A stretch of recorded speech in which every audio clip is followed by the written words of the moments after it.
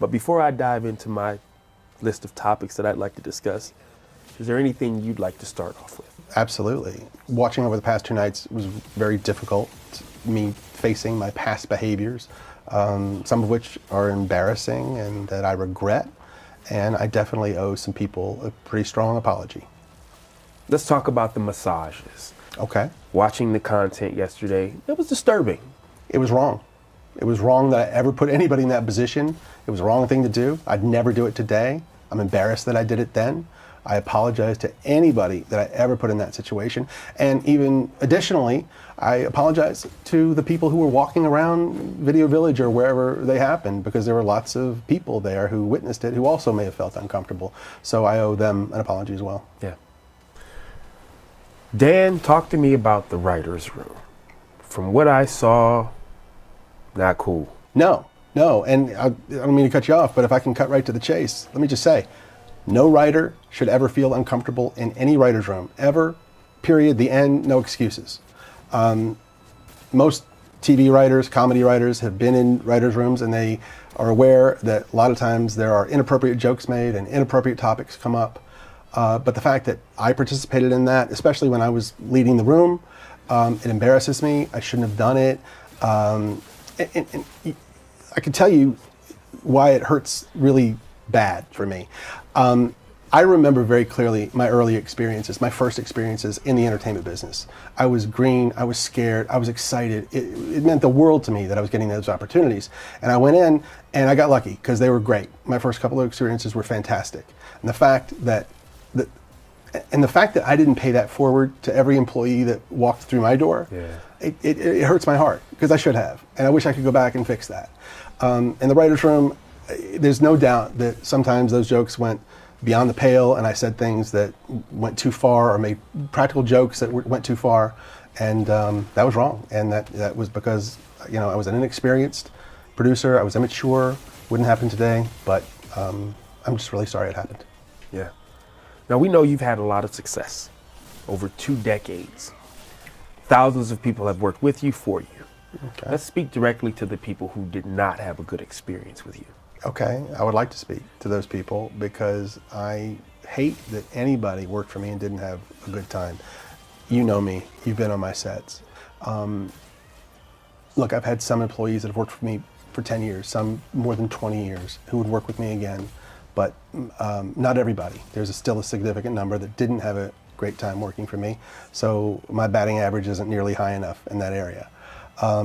And the way they wouldn't get the best of me is that I would let the pressure of doing 40 or even more episodes per year, I would let that pressure get to me, which a good boss should never, ever do.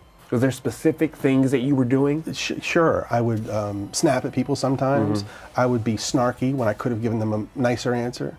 I would not give people the time that they needed. I would be in too big a hurry to get on to the next thing I had to do. And watching that show, it made me, there were so many times I wanted to pick up a phone and call some of those people and say, I'm so sorry, and let's talk about it. And I wish you'd had a better time, and I wish I could have shown you a better experience. Yeah. Now, you've written hundreds of episodes. Thousands of jokes have been told. Yeah. But currently where we are, some people think that some of those jokes are inappropriate for children. What do you think of that? All these jokes that you're speaking of, that the show covered over the past 2 nights, every one of those jokes was written for a kid audience because kids thought they were funny and only funny, okay? Now we have some adults looking back at them 20 years later through their lens, and they're looking at them and they're saying, oh, I don't think that's appropriate for a kid show. And I have no problem with that. If that's how anyone feels, let's cut those jokes out of the show. Just like I would have done 20 years ago or 25 years ago. I cut it. I want my shows to be popular. I want everyone to like it. The more people who like the shows, the happier I am. Yeah. So if there's anything in a show that needs to be cut because it's upsetting somebody, let's cut it. So I think it's big for you to say, with your work, if it's viewed as that today, you don't have a problem. Cut it. Cut it. I mean, that's a solution. The last thing I want to ever do Yeah. is put any content in a show that's going to upset my audience and make them want to turn off the TV. Why would I ever want to do that? That makes sense. I want to give you an opportunity to kind of elaborate on something. Okay. The thought process from the series is you had the power to just write a joke, and no matter what, it's going on TV. You just had that type of power. Is that true? The notion that I had the power to just produce whatever I wanted and have it air is completely false. Okay. There were many, many levels of scrutiny. Okay? We had executives in LA. We had executives in New York. So two coasts. Two coasts Okay. of Both approval. coasts. Yes. And by the way, approval at every stage, really. Okay. And I'm talking about wardrobe. I'm talking about makeup, sound, sets, dialogue, jokes, everything.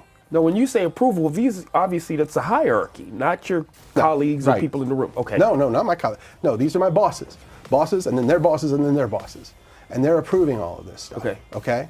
And we're also shooting it in front of all sorts of adults and caregivers and the set teacher and the families. Everybody's watching it. And if anybody had said anything, hey, we don't like that, that's not appropriate, then it would have been cut out.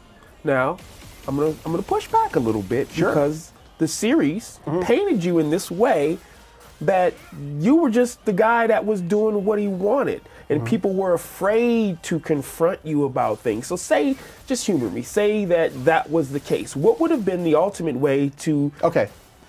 If nobody on the set, if all of the dozens and dozens of adults that were on the set, if they didn't say anything, if my bosses said, if they insisted, you got to make a change here, you got to cut that, I had to do it. I had no choice. Got it. Now this next one, it kind of hit close to home. Being a new father, I wouldn't be opposed to my child being in the entertainment industry. It doesn't matter what age, yeah? Seeing some of those on-air dares,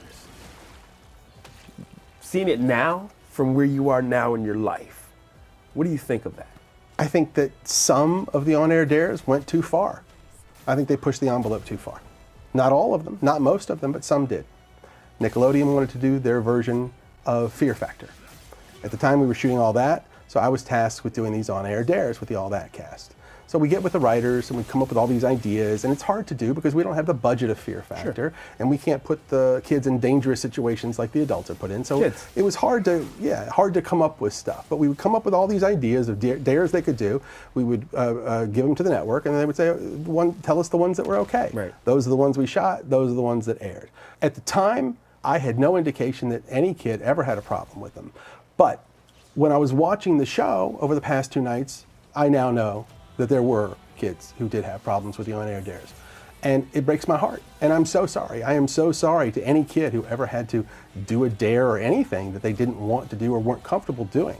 We went out of our way to make sure they were safe and that everything was done properly. But if a kid was scared and didn't want to do it, kids shouldn't have had to do it. Yeah. Period, the end. Right. And if I had known at the time, I would have changed it